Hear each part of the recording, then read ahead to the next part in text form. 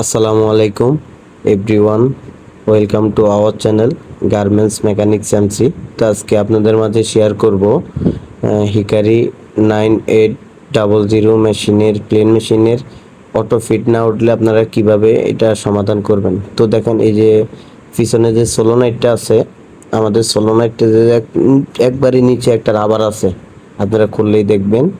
এই যে দেখেন, আমরা খুলতাছি। এই যে এখানে 4টা নাট আছে, 4টা নাট সুন্দর মতো খুলে নেবেন। এই যে দেখেন, আমরা 4টা নাট খুলে নিলাম।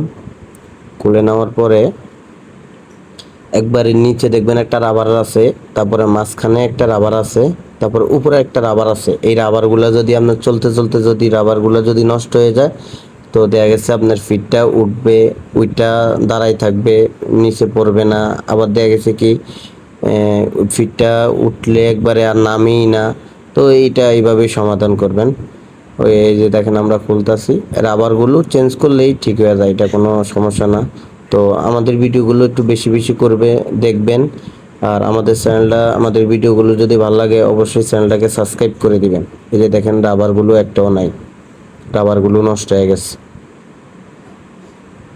তো আমাদের ভিডিওগুলো একটু বেশি বেশি করে দেখবেন, স্কিপ করবেন না। ওই যে দেখছেন রাবার, ভিতরে একটা রাবার থাকে। আর আমাদের ভিডিওগুলো যদি ভালো লাগে, অবশ্যই আমাদের চ্যানেলটাকে সাবস্ক্রাইব করে আমাদেরকে কমেন্ট করে জানাবেন। আর আমাদের ভিডিও স্কিপ করবেন না, স্কিপ করলে কোনো কিছুই বুঝবেন না।